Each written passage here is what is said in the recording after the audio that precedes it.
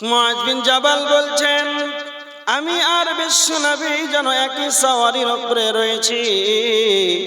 বিশ্বনবী বলছেন, ইয়া মুআয। আমি বললাম, লাব্বাইক ইয়া রাসূলুল্লাহি ওয়া সাদাইক। কি বলছেন? আল্লাহর নবী, আমি উপস্থিত রয়েছি।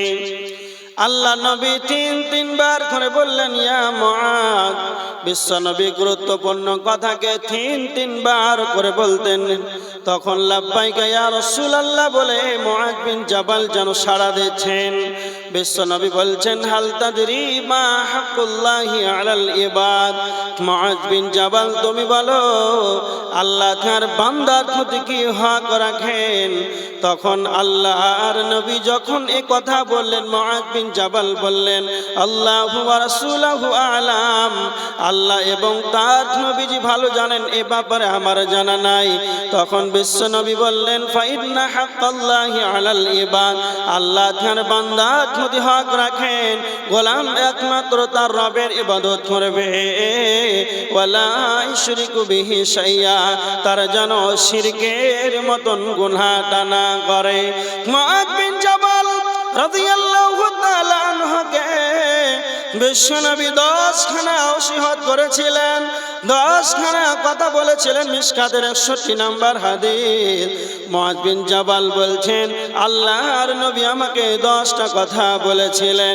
তার প্রথম 1 নম্বরই বলেছিলেন, মুআয লা তুশরিকু বিল্লাহি শাইয়া।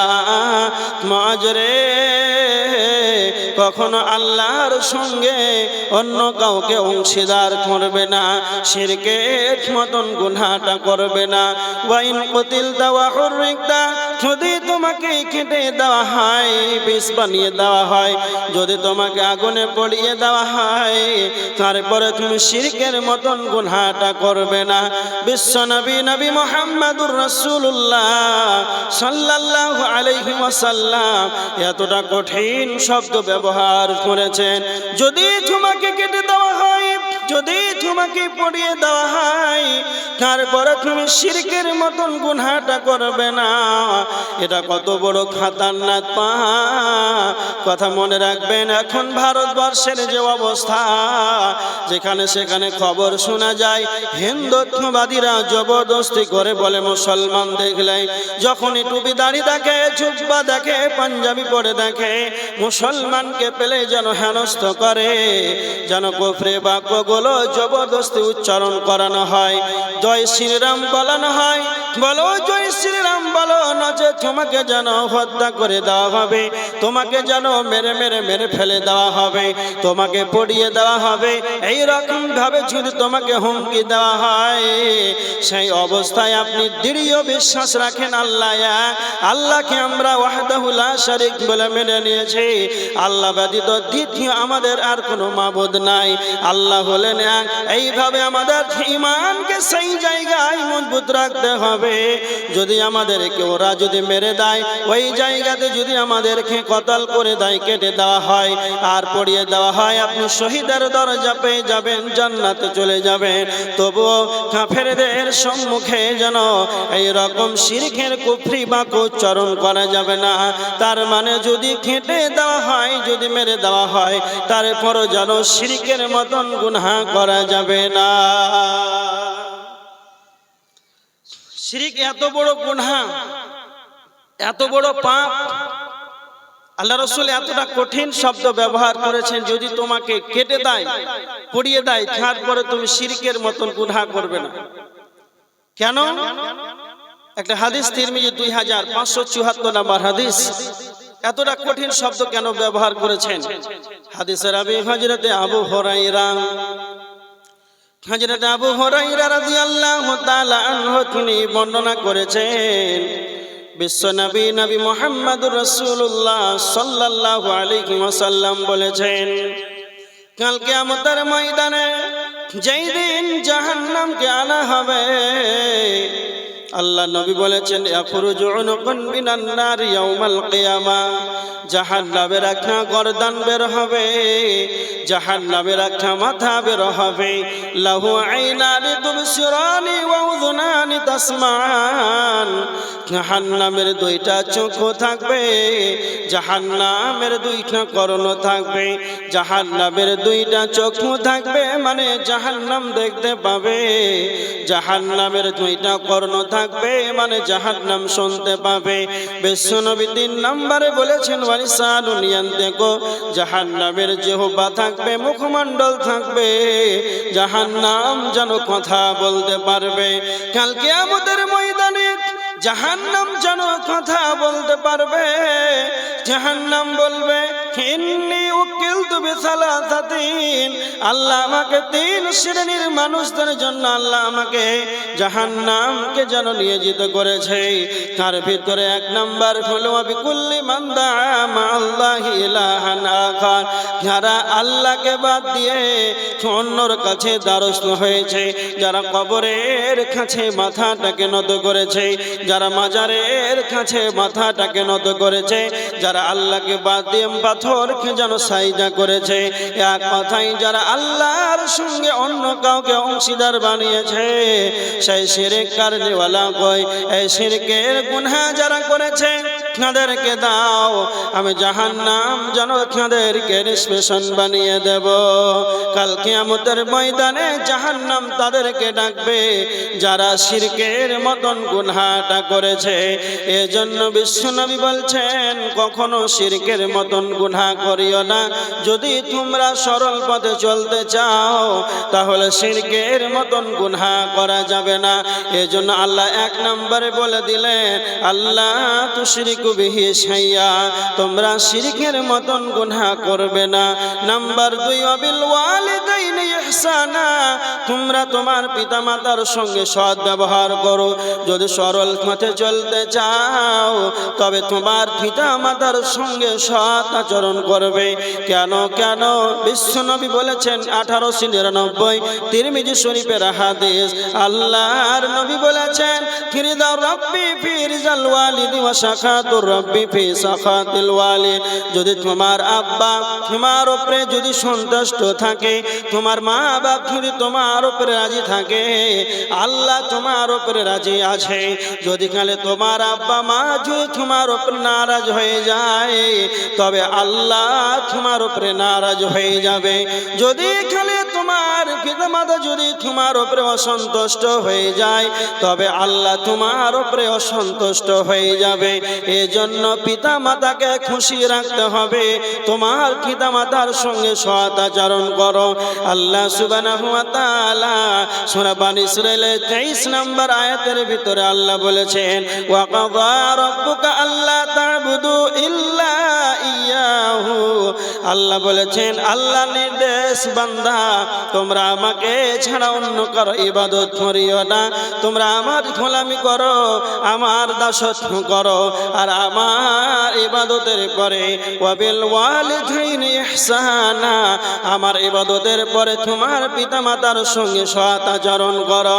ইম্মা ইয়াবলুগান্না ইনদাকাল কিবারি আহাদুহুমা আও কিলাহুমা ফালা তাকুল লাহুমা, তোমার পিতামাতা যদি বার্ধক্য অবস্থায় যদি উপনীত হয়ে যায়, তোমার আব্বা মা যেন পড়িয়ে গিয়েছে, সেই অবস্থায় তুমি তোমার পিতামাতার দেখভাল করো। ও ফেওয়ালা তানহারহুমা, যদি খালে তোমার আব্বা মা বার্ধক্য উপনীত হয়েছে, তোমার মা বাবার সম্মুখে তবে ও শব্দটি বলবে না, জোর করে কথা বলবে না, উঁচু কণ্ঠে কথা বলা যাবে না, জোর কণ্ঠে কথা বলা যাবে না, ভর্ৎসনাক্ষণে কথা বলবে না, চোখ রাঙিয়ে কথা বলবে না। তোমার মায়ের সামনে তোমার পিতামাতার সম্মুখে তুমি যদি কোটি কোটি টাকার মালিক হয়ে যাও, তুমি প্রধানমন্ত্রী হয়ে যাও, তুমি যে শ্রেণীর মানুষ হয়ে যাও না কেন, তুমি মনে রেখে দাও তবে তোমার মায়ের কাছে তোমার মায়ের ছেলে ব্যতীত অন্য কিছু আর কেউ হতে পারবে না। তুমি তোমার মায়ের কাছে তুমি তোমার মায়ের ছেলে, তোমার মা বাবার সঙ্গে তুমি কেমন ভাবে কথা বলবে, ওয়াকুল লাহুমা কাওলান কারিমা, তোমার পিতামাতার সামনে নরম নরম নরম ভাষায় কথা বলবে, জোর কণ্ঠে কথা বলা যাবে না। পিতামাতার কতটা মর্যাদা রয়েছে, পিতামাতার বিশ্বনবী কতটা মর্যাদা দিয়েছে। মিশকাতের 61 নম্বর হাদিস, মুআয বিন জাবালকে 10টা কথা বলেছিলেন, তার ভিতরে 2 নম্বর হলো ওয়ালা তাউকান্না ওয়ালিদাইকা ওয়া ইন আমরাকা আন তাখরুজা মিন আহলিকা ওয়া মালিকা। আল্লাহর নবী বলেছেন পিতামাতার মর্যাদা বুঝাতে গিয়ে বিশ্ব নবী বলেছেন, যদি খালি তোমার মা বাপ তোমাকে বলে আব্দুল কাইয়ুম তুমি বাড়ি ছেড়ে তুমি চলে যাও, তোমার ধন সম্পদ ছেড়ে আত্মীয় স্বজন ছেড়ে আব্দুল কাইয়ুম তুমি বাড়ি থেকে বেরিয়ে যাও, তবে তুমি সোজা বাড়ি থেকে বেরিয়ে যাবে, দ্বিতীয় প্রশ্ন করতে পাবে না মা কেন আমি বাড়ি থেকে চলে যাব, আব্বা কেন আমি বাড়ি থেকে চলে যাব, দ্বিতীয় প্রশ্ন করা যাবে না। এতটা মায়ের যেন মর্যাদা রয়েছে। পিতামাতার কতটা মর্যাদা রয়েছে, আল্লাহ রাসূল সাল্লাল্লাহু আলাইহি ওয়াসাল্লাম কতটা মর্যাদা দিয়েছেন। তোমার মা বাপ যদি বলে তুমি বাড়ি থেকে বেরিয়ে যাও, তবে ওইভাবেই চলে যাও, দ্বিতীয়বার বলতেও পাবে না কেন যাব, এই শব্দটা ব্যবহার করা যাবে না, এতটা গুরুত্ব আছে। পিতামাতার সামনে নরম ভাবে কথা বলতে হবে, তুমি যে পর্যায়ে লোক হও না কেন, জোরে উঁচু কণ্ঠে চোখ রাঙে কথা বলা যাবে না। আজকে বর্তমান সমাজের মানুষ আমরা পিতামাতাকে কিভাবে কথা বলি, অকথ্য ভাষায় অনেক ছেলে মেয়ে আছে পিতামাতাকে কথা বলে, ঝাঁকিয়ে কথা বলে, জোরে কথা বলে। আল্লাহ রাসূল সাল্লাল্লাহু আলাইহি ওয়াসাল্লামের একটা হাদিস, তিরমিজি 2211 নম্বর হাদিস, আল্লাহ রাসূল বলেছেন এমন একটা সময় আসবে, সেই সময় আকা উম্মাহু ওয়া আদনা সাদিকাহু ওয়া আকসাবাহু, পিতামাতাকে দূরে ঠেলে দিবে, বন্ধুদেরকে কাছে করে নিবে। আচ্ছা বলেন তো এই সময়টা আসছে না 50 বছর পরে আসবে? এসেছে না আসেনি? বন্ধুদের কাছে 5 ঘন্টা 6 ঘন্টা ফ্রি ফায়ার খেলে, মোড়ে বসে আড্ডা পিটে, আর পিতামাতা বার্ধক্য অবস্থায় পড়ে আছে বিছানায়, ওষুধ বড়ি লাগবে, কি কখন লাগবে এই ব্যাপারে তাদের ধ্যান ধারণা নেই। পিতামাতার ব্যাপারে সময় জুটে না। খুব ভালো করে মনে রাখবেন, এরকম যেন না হয়। কেন? ইবনে মাজাহ শরীফের হাদিস 3636 নম্বর হাদিস, আল্লাহ রাসূল সাল্লাল্লাহু আলাইহি ওয়াসাল্লামকে একজন সাহাবী বলছেন, আল্লাহ রাসূল মা হাক্কুল ওয়ালিদাইনা আলা ওয়ালিদিহিমা, সন্তানের প্রতি পিতামাতার কি অধিকার আছে? আল্লাহ রাসূল সোজাই বলে দিলেন, হুমা জান্নাতুকা ওয়া নারুকা, উভয় তোমার জন্য জান্নাত জাহান্নাম, তোমার পিতামাতা তোমার জন্য জান্নাত জাহান্নাম। ভালো করে কথাটা বুঝেন। এই জন্য সরল পথে জান্নাতে যদি যেতে হয় পিতামাতাকে রাজি খুশি করতে হবে।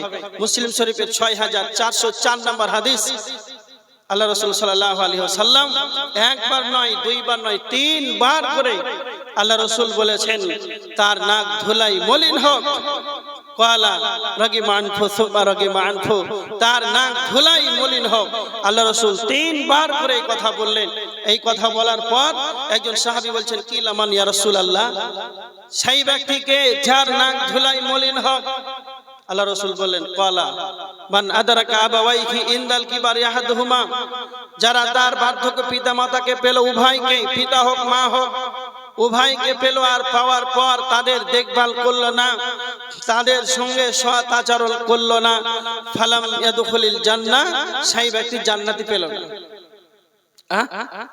এজন্য আল্লাহ রাসূল বলছেন তার পিতা মাতাকে পেল, বার্ধক্য অবস্থায় পেল, পিতামাতার দেখভাল করলো না, ফালাম ইয়াদখুলিল জান্নাহ, সেই ব্যক্তি যেন জান্নাত পেল না। এজন্য আল্লাহ বলেছেন তোমাদেরকে যদি জান্নাতে যেতে হয়, তোমাদেরকে যদি কালে সরল পথে চলতে হয়, তাহলে তোমরা তোমার মা বাপের সঙ্গে ভালো ব্যবহার করবে। নাম্বার 3 আল্লাহ বলেছেন ওয়ালা তাকতুলু আওলাদাকুম মিন ইমলাক, দারিদ্রতার ভয়ে খাবারের ভয়ে তুমি তোমার সন্তানদেরকে হত্যা করবে না। নাহনু নারযুকুকুম ওয়া ইয়াহুম, যেমন আমি তোমাদেরকে খেতে দিই তাদেরকেও দেব। তোমরা দারিদ্রতার ভয়ে, খাবারের ভয়ে তোমার সন্তানদেরকে হত্যা করবে না। দারিদ্রতার ভয়, সন্তান হত্যা করা, এটা বর্তমান বাস্তব কমছে না বাড়ছে? জি, এটা আস্তে আস্তে আরো বাড়ছে। মানুষ সন্তানদেরকে হত্যা করে। ডিজিটাল যুগ, বর্তমান সমাজ, মানুষ এমন এক সিচুয়েশনে পৌঁছে গেছে, মানুষ ভাবছে যে যত ছেলে মেয়ে কম থাকবে তত মনে হয় ভালো থাকবে। এখন এমন একটা যুগ, বর্তমান পরিস্থিতি পার হচ্ছে, এই প্রেক্ষাপটে অহংকার করে বলছে, জানেন, একই সঙ্গে বাসে আছি, ট্রেনে আছি, সফরে আছি, ওকে জিজ্ঞাসা করতে হয় না বাপ তোমার কয়টা ছেলে কয়টা মেয়ে, ও অহংকার করে বলছে আমার একটা ছেলে একটা মেয়ে, খুব ভালো লাগছে। এরকম বলেন, অহংকার বশত বলছে আমার একটা ছেলে একটা মেয়ে। আশ্চর্য কথা, ওকে এতটাই ভালো লাগছে বলতে। আর একটা ছেলে হয়েছে, একটা মেয়ে হয়েছে, আর তার স্ত্রী লাই গোসল করে দিচ্ছে, আর সন্তান হবে না, বন্ধ। এটা হচ্ছে ডিজিটাল যুগ। কেন? সে ভয় করে কি খাওয়াবো, কেন সে ভয় করে কি পড়াবো, এই ভয়ে সন্তানদেরকে হত্যা করে। যেটা একবার হারাম, আল্লাহ হারাম করেছেন কোরআনের আয়াত। না, তোমরা খাবারের ভয়ে, দারিদ্রতার ভয়ে তোমরা সন্তানদেরকে হত্যা করিও না। কেন? কেন তোমরা দারিদ্রতার ভয়ে তোমার সন্তানদেরকে হত্যা করবে? আল্লাহ সুবহানাহু ওয়া তাআলা সূরা হুদের 6 নম্বর আয়াতের ভিতরে আল্লাহ বলেছেন, ওয়া মা মিন দাব্বাতিন ফিল আরদি ইল্লা আলাল্লাহি রিজকুহা। আল্লাহ বলেছেন পৃথিবীর বুকে বিচারণকারী এমন কোন প্রাণী নাই, পৃথিবীর বুকে বিচারণকারী এমন কোন প্রাণী নাই যার খাবারের দায়িত্ব আমার কাছে নাই।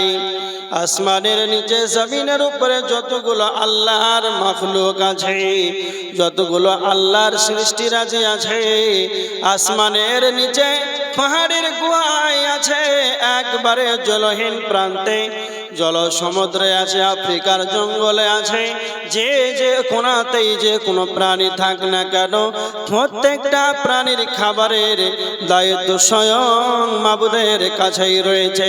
আল্লাহ নিজেই বলছেন, বান্দারে প্রত্যেকটা প্রাণীর খাবারের দায়িত্ব আমার কাছে রয়েছে। কেন তুমি তোমার সন্তানদেরকে হত্যা করো? তোমরা কেন তোমার বাচ্চাদেরকে, সন্তানদেরকে হত্যা করো? সন্তান কেন তোমরা হত্যা করো খাবারের ভয়ে? একটা কথা মনে রাখবেন, পৃথিবীর কোনো মানুষ যেন কোনো মানুষকে খাবার খাওয়াতে পারে না। আল্লাহ হলেন রিজিকের মালিক।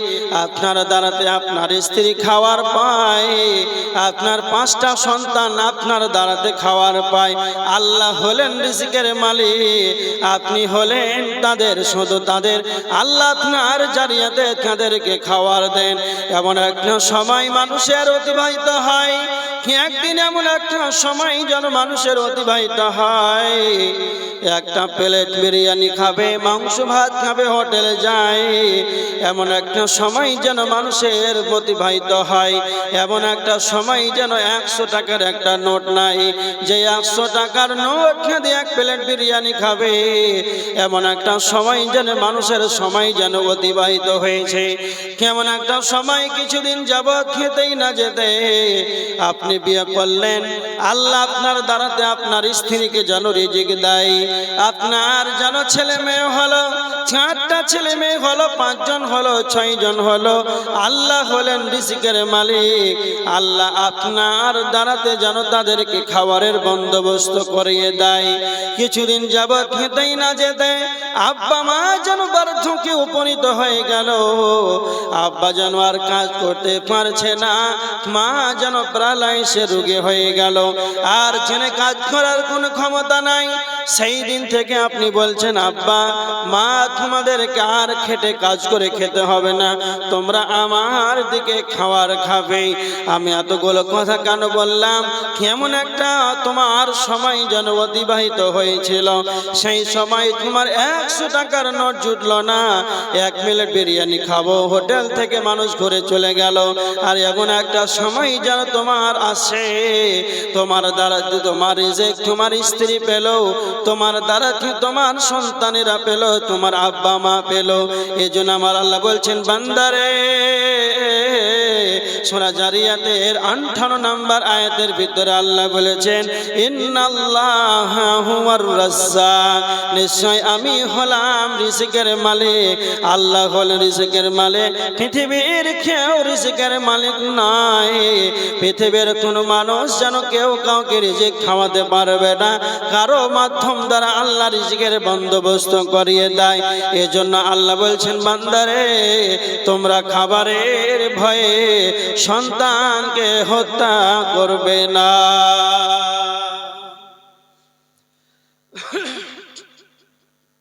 তোমরা খাবারের ভয়ে সন্তান হত্যা করবে না। বর্তমান সমাজে যারা 2টা ছেলে নিয়েছেন আর শরীর ভালো আছে, মেয়েটা সুস্থ আছে, আপনার স্ত্রীর গর্ভধারণের ক্ষমতা আছে, অনেক মানুষ এরকম আছে, স্ত্রী সুস্থ অসুস্থ নয়, বাচ্চা প্রসব করাতে পারবে, গর্ভধারণের ক্ষমতা আছে, এই ভয়ে কি খাওয়াবো কি পড়াবো, যারা এই ভয়ে লাইগেশন করেছেন খুব ভালো করে মনে রাখেন, হিসাব কিন্তু একদিন আপনাকে দিতে হবে। কাল কিয়ামতের ময়দানে এর জবাব আপনাকে দিতে হবে। লাইগেশন করলেন কেন? সন্তান বন্ধ করলেন কেন? কত বড় পাপ! বুখারীর হাদিস 4477 নম্বর হাদিস।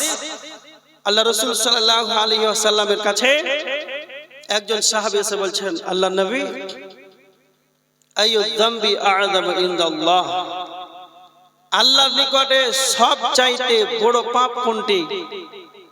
তখন আল্লাহ রাসূল বললেন, আল্লাহর সঙ্গে সবচাইতে আল্লাহর কাছে বড় পাপ শিরক করা। সাহাবী তখন বলছেন, আল্লাহর নবী, হ্যাঁ এটা তো সবচাইতে বড় পাপ।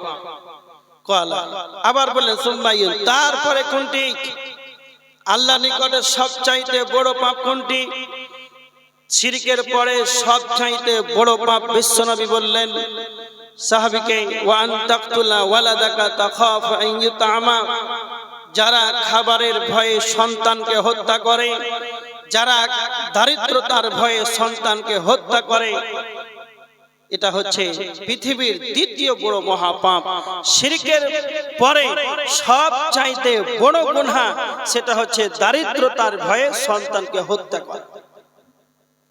তো যারা সন্তান বন্ধ করছেন, 2টা হয়ে গেল আর নিব না সুখে সংসার, এইভাবে যারা সন্তান দারিদ্রতার ভয় করেন, জবাব কিন্তু আপনাকে কাল কিয়ামতের ময়দানে দিতে হবে। এজন্য বলছেন, আল্লাহ বলছেন, সরল পথে যদি তোমরা চলতে চাও তাহলে তোমরা দারিদ্রতার ভয়ে সন্তান হত্যা করবে না।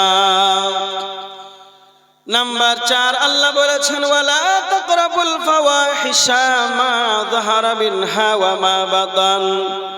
আল্লাহ বলেছেন তোমরা ফাহিশার কাজের কাছে যাবে না। ফাহিশা এটা হলো আরবি শব্দ, এর বাংলা শব্দের শাব্দিক কথা হলো তোমরা নির্লজ্জতার কাছে যাবে না, বিহায়াপনার কাছে যাবে না, অশ্লীলতার কাছে যাবে না।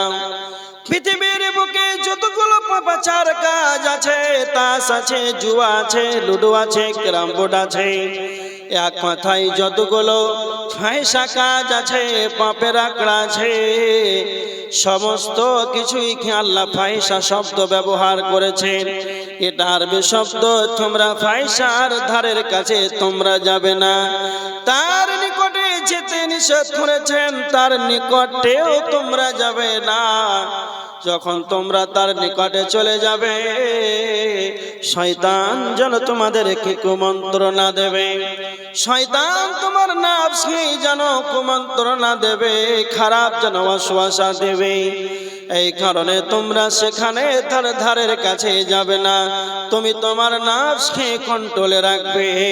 আল্লাহ বলেছেন ওয়ানাহান নাফসা আনিল হাওয়া, যে তার প্রবৃত্তিকে লালসা মুক্ত করতে পারবে তার ঠিকানা জান্নাত হয়ে যাবে।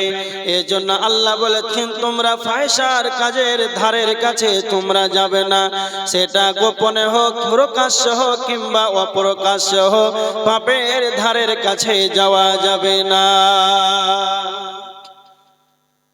ফাহিশা আল্লাহ একটাই শব্দ ব্যবহার করেছেন, এতে পৃথিবীর যতগুলো পাপ সমস্ত কিছুই ভরা আছে।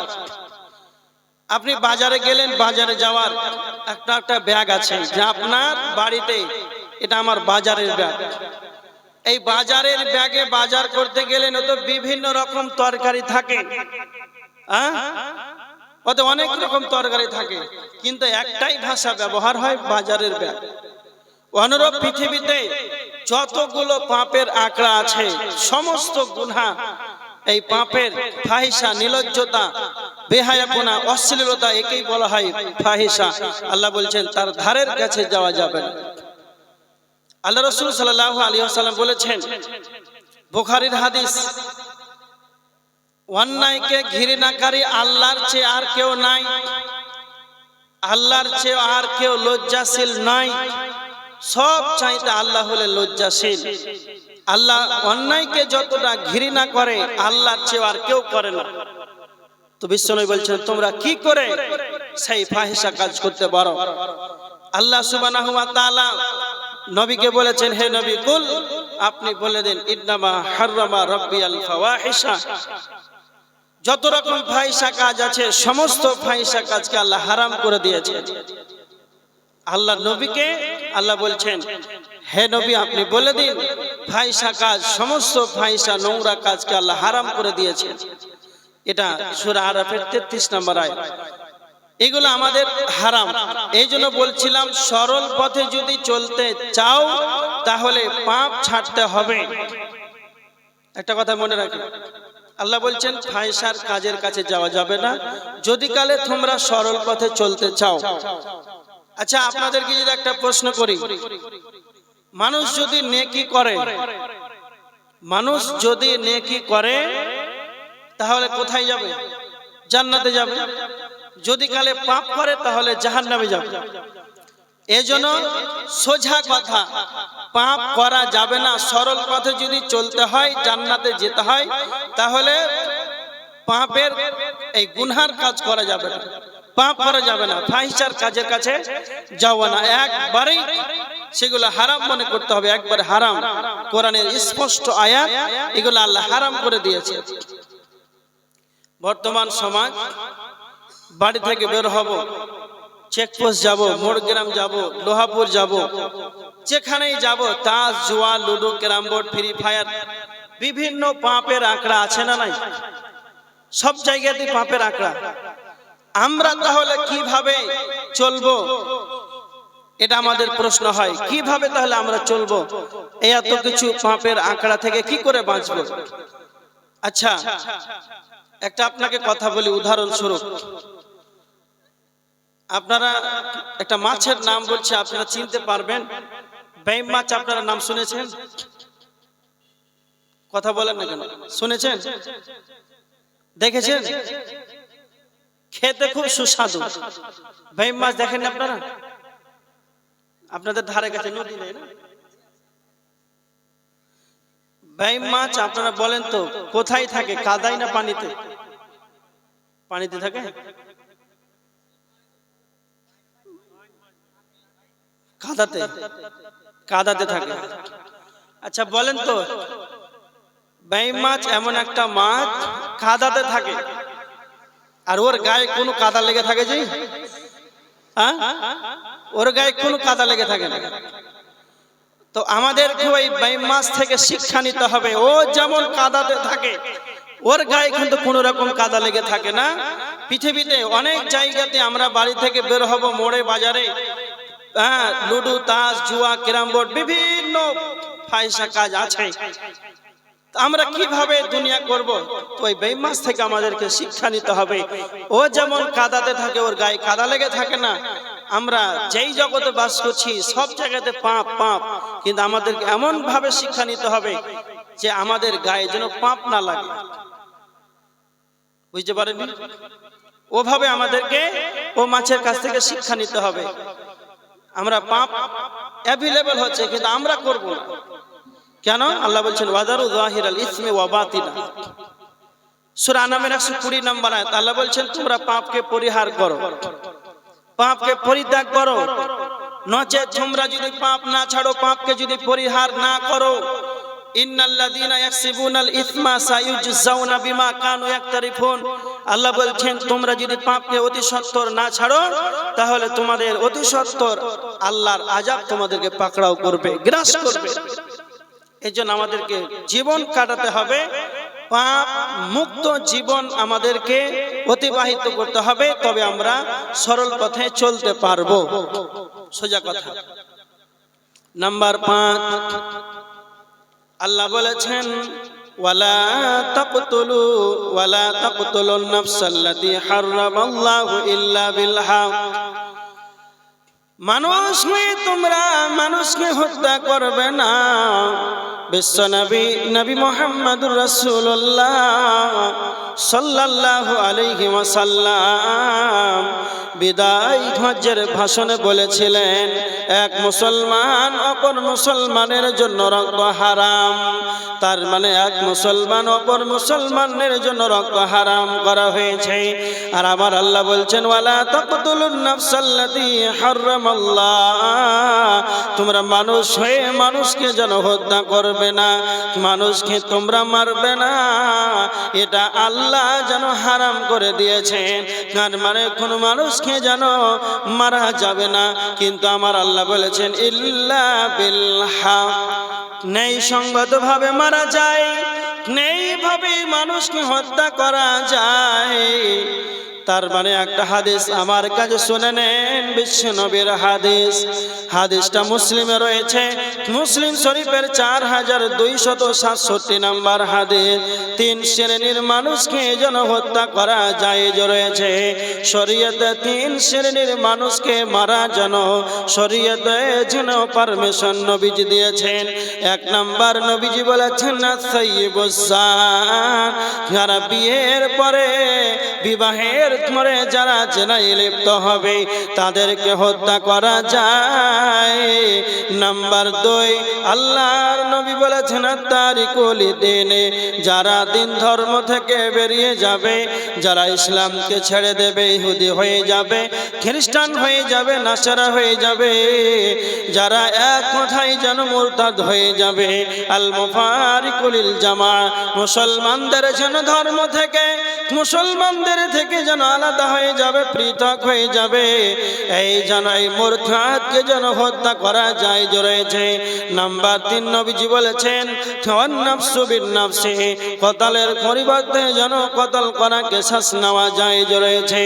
আব্দুল্লাহ আব্দুল সাত্তারকে মেরে দিল, আব্দুল সাত্তারের পরিবার যদি মনে করে আব্দুল্লাহকে আমার ছেলেকে অন্যায়ভাবে মেরেছে, তবে তারা যেন প্রতিশোধ নিতে পারে, এটা যেন 3 শ্রেণীর মানুষকে শরীয়তে পারমিশন আছে, শরীয়তে অনুমতি রয়েছে, এই 3 শ্রেণীর মানুষকে যেন হত্যা করা যাবে। আর আমার আল্লাহ বলছেন না না, এই 3 শ্রেণীর মানুষকে ব্যতীত তোমরা অন্যায়ভাবে কোনো মানুষকে তোমরা মারবে না। যদি কালে কোনো মানুষকে অন্যায়ভাবে মেরে দেয়, কেউ যদি হত্যা করে দেয়, আল্লাহ সুবহানাহু ওয়া তাআলা সূরা মাইদার 32 নম্বর আয়াতের ভিতরে আল্লাহ বলেছেন মান কাতালা নাফসান বিগাইরি নাফসিন আও ফাসাদিন ফিল আরদি ফাকান্নামা কাতালান নাস জামিআ। আল্লাহ সুবহানাহু ওয়া তাআলা বলেছেন কোন ব্যক্তি যদি কোন মানুষকে যদি অন্যায়ভাবে মেরে দেয়, তাহলে আল্লাহ বলেছেন ফাকান্নামা কাতালান নাসা জামিআ, সে যেন পৃথিবীর মানুষকে যেন অন্যায়ভাবে হত্যা করে দিল। কোন মানুষ যদি অন্যায়ভাবে কোন মানুষকে মেরে দেয়, তাহলে আল্লাহ বলেছেন সে যেন পৃথিবীর মানুষকে যেন হত্যা করে দিল। এজন্য মানুষকে অন্যায়ভাবে মানুষকে যেন মারা যাবে না, এটা আমার রব আল্লাহ তা হারাম করে দিয়েছে। অন্যায়ভাবে কোন মানুষকে মারা যাবে না, এটা হারাম। একটা কথা মনে রাখবেন, আল্লাহ রাসূলের হাদিস, আল্লাহ নবী সাল্লাল্লাহু আলাইহি ওয়াসাল্লাম বলেছেন ইজতানিবুস সাবআল মুবিকাত। আল্লাহ রাসূল বলছেন 7টি ধ্বংসাত্মক বিষয় থেকে তোমরা নিজেকে দূরে থাকো। 7টি ধ্বংসাত্মক বিষয় থেকে তোমরা নিজেকে দূরে রাখো। তার ভিতরে একটা হলো তোমরা অন্যায়ভাবে কোনো মানুষকে হত্যা করবে না, শরীয়তের অনুমতি ব্যতীত। সোজা কথা, নচেত অন্যায়ভাবে কোনো মানুষকে যদি তুমি হত্যা করে দাও তবে তুমি ধ্বংস হয়ে যাবে। কি ধ্বংস হবে? নচেত তোমার ঠিকানা জাহান্নামে হয়ে যাবে। সরল পথে তুমি চলতে পারবে না, জান্নাতেও যেতে পারবে না। তুমি যদি অন্যায়ভাবে মানুষকে হত্যা করে দাও তবে তোমার ঠিকানা জাহান্নাম হয়ে যাবে। এর প্রমাণ সূরা নিসার 93 নম্বর আয়াত। আল্লাহ বলেছেন ওয়া মান ইয়াকতুল মুমিনান মুতাআম্মিদান ফাজাযাউহু জাহান্নাম খালিদান ফিহা। আল্লাহ বলেছেন কোন মুমিন যদি কোন মুমিনকে অন্যায়ভাবে যদি হত্যা করে দেয়, তো আল্লাহ বলছেন ফাজাযাউহু জাহান্নাম, তবে তার ঠিকানা হবে জাহান্নাম খালিদান ফিহা, জাহান্নামে সে যেন চিরকাল যেন থাকবে। জাহান্নামের ভিতরে যে মানুষ অন্যায়ভাবে হত্যা করবে সে জাহান্নামের ভিতরে চিরকাল থাকবে, চিরকাল। তাহলে এটা কত বড় গুনাহ, এটা কত বড় পাপ আমাদেরকে একবার মনে রাখতে হবে। অন্যায়ভাবে বর্তমান সময়ে মানুষকে হত্যা করছে, কম না বেশি? বেশি।